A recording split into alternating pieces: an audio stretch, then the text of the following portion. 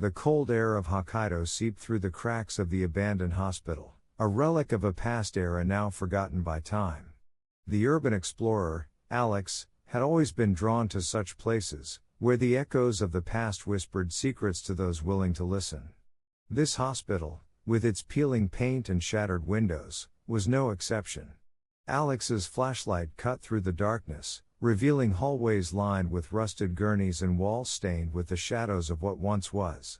The motivation was simple: to document the beauty and decay, to capture the essence of abandonment before it was lost forever. But as Alex stepped further into the heart of the hospital, the air grew heavier, the silence more oppressive. The initial excitement gave way to a creeping unease, a feeling of being watched by unseen eyes. Then, the whispers began.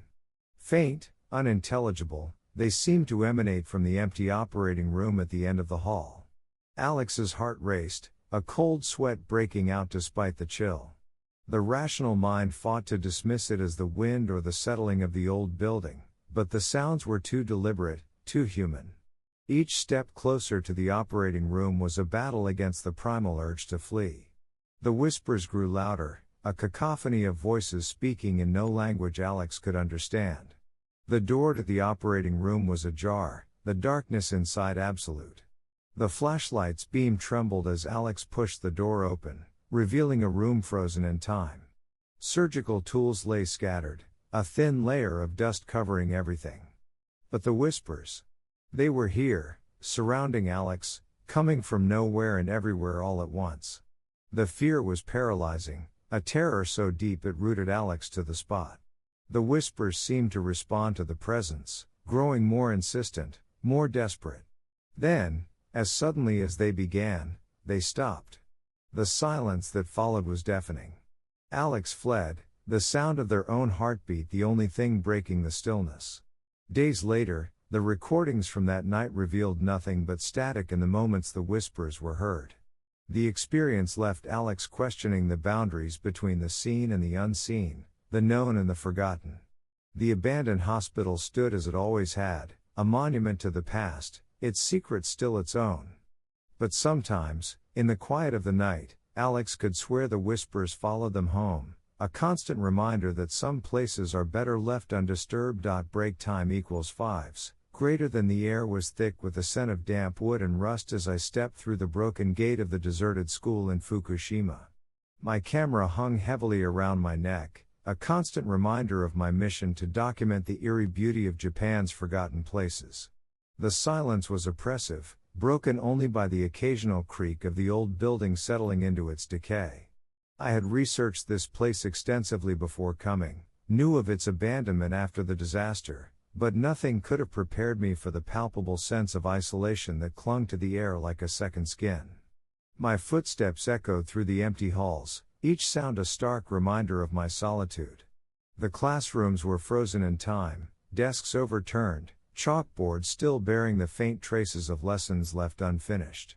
It was in the third classroom that I felt it first, a prickling at the back of my neck, the unmistakable feeling of being watched.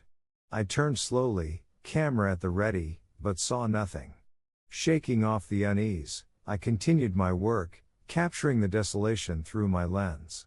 It wasn't until later, as I reviewed the footage, that I saw it, a shadowy figure standing in the corner of the classroom, its form indistinct but undeniably human. My blood ran cold. I had been alone in that room. The figure hadn't been there when I took the photo. Yet there it was, staring directly at the camera, its presence a silent accusation. I returned to the school the next day, determined to find a rational explanation. But the classroom was empty, just as it had been before. The only evidence of my encounter was the photograph, now a source of endless fascination and dread.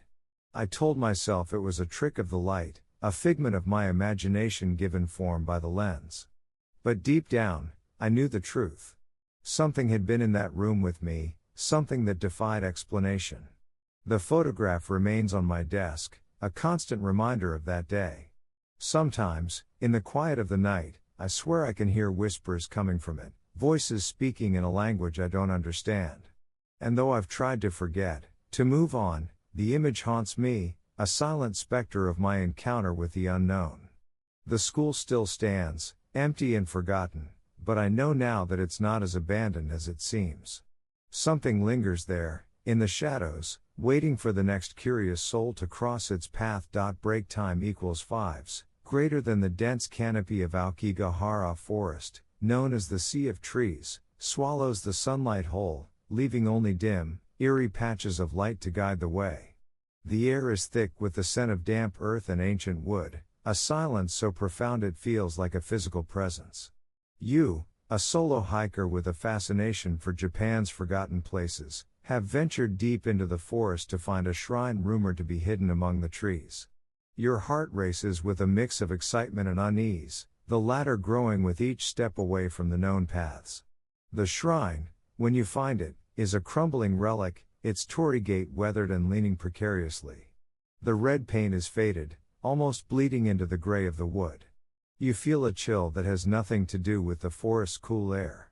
It's as if the shrine is watching you, waiting.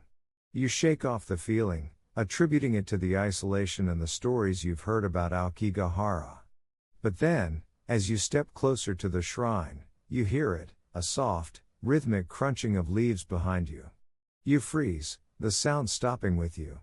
Turning slowly, you see nothing but the endless trees. You tell yourself it's just the wind, but the air is unnaturally still. Continuing your exploration, the footsteps start again, matching your pace, stopping when you do. Your breath comes quicker now, your palms slick with sweat. You try to rationalize it, an animal, perhaps, or echoes of your own steps. But the footsteps are too regular, too deliberate. The forest seems to close in around you, the trees whispering secrets in a language you can't understand. You decide to leave, your curiosity overwhelmed by growing dread.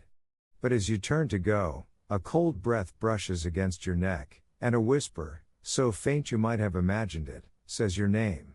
You don't look back. You run, the footsteps now a frantic echo of your own, until you burst out of the forest's edge, gasping for air. The sun, now setting, casts long shadows that seem to reach for you. You tell yourself you're safe now, but as you walk away, you can't shake the feeling that something followed you out of the forest, and it's closer than ever. Break time equals 5s, greater than the air in Nagasaki was thick with the weight of history, a silent testament to the stories that lingered in its forgotten corners. I, a seasoned investigator of abandoned places, had come to the city with a purpose, to document the derelict orphanage that stood on its outskirts, a relic of a bygone era. The building, with its peeling paint and shattered windows, was a haunting sight against the fading light of dusk. My motivation was simple, to uncover the stories hidden within its walls, to give voice to the silent echoes of the past. But as I stepped through the creaking gate, a sudden, inexplicable chill ran down my spine, a cold spot in the warm evening air. The sound of children laughing, faint but unmistakable, drifted through the empty corridors. My heart pounded in my chest, a mix of fear and fascination gripping me. I told myself it was the wind, a trick of the mind in such a place. Yet, as I ventured deeper, the laughter grew louder, more insistent, as if beckoning me forward. The air grew colder, my breath visible in the dim light. Shadows seemed to move at the edge of my vision, forms that vanished when I turned to look. My hands trembled as I reached for my camera, the click of the shutter echoing unnaturally in the silence. The photos, when I reviewed them later, showed nothing but the empty halls, yet the feeling of being watched never left me. The climax came when I found a small, untouched room, a child's drawing still pinned to the wall. The laughter surrounded me then, so close I could feel it in my bones. I fled, the sound following me until I crossed the threshold back into the world of the living. The orphanage stood silent once more, but the experience left me deeply disturbed, questioning what I had truly encountered. The mystery remains unresolved, a whisper in the dark that lingers in my mind, a reminder of the unseen horrors that dwell in Japan's forgotten places. Break time equals 5s, greater than the rain had been relentless, a constant drumming against the ancient streets of Kyoto that seemed to echo the loneliness I felt. I had arrived in Japan with dreams of solitude and reflection, but the weather had other plans. My backpack was soaked through, and the last train had long since departed. Desperation led me to a narrow alley, where the faint glow of a lantern revealed a ryokan, its wooden facade worn by time. The sign was faded, the characters barely legible, but the door was unlocked. The interior was silent, dust motes dancing in the dim light. It felt abandoned, yet there was an odd sense of welcome. I called out, my voice swallowed by the emptiness.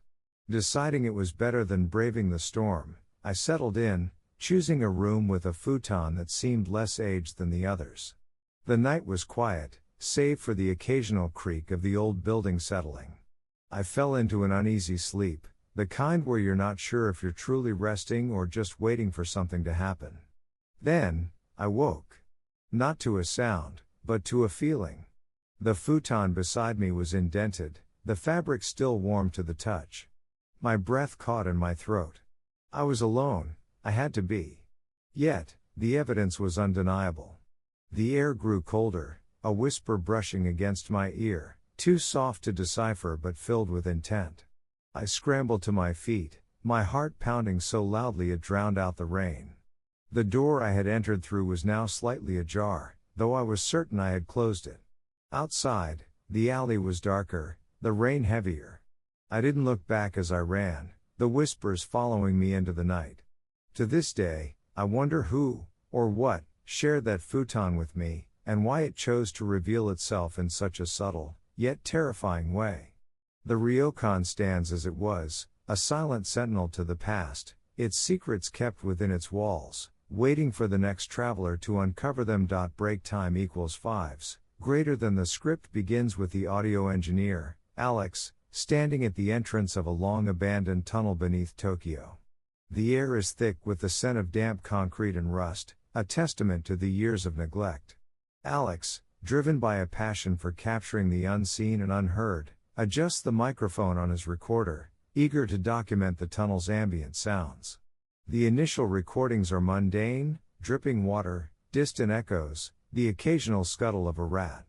But as Alex ventures deeper, the atmosphere shifts. The air grows colder, and a palpable sense of unease settles in. Then, faint at first, whispers begin to weave through the silence. Alex pauses, rewinds the recording, and plays it back. The whispers are unmistakable, pleading, desperate voices calling for help. Yet, when Alex calls out, his voice echoes unanswered. The realization that he's alone in the tunnel sends a chill down his spine. The whispers grow louder, more insistent, as if the voices are drawing closer. Alex's breathing quickens, his hands trembling as he fumbles with the recorder. The rational part of his mind searches for explanations, echoes, perhaps, or the wind. But the voices are too clear, too coherent. A sudden, sharp whisper in his ear sends Alex stumbling backward, his recorder clattering to the ground. The whispers cease abruptly, leaving only silence. Alex flees the tunnel, his heart pounding. Back in his apartment, he replays the recording, but this time, the whispers are gone. Only the sound of his own frightened breathing remains. Yet, that night, as Alex lies in bed, the whispers return, softly at first, then growing louder, more desperate. They speak not of help, but of warning. Leave, they urge, before it's too late. Alex's sleepless nights begin, each shadow in his apartment taking on a sinister shape, each silence filled with the dread of hearing those whispers again. The script ends with Alex returning to the tunnel, drawn by an inexplicable need to understand. As he steps inside, the whispers welcome him back, this time forming a single, chilling sentence: "You should have listened." The tunnel's darkness swallows him whole, leaving only the faint sound of whispers drifting into the night.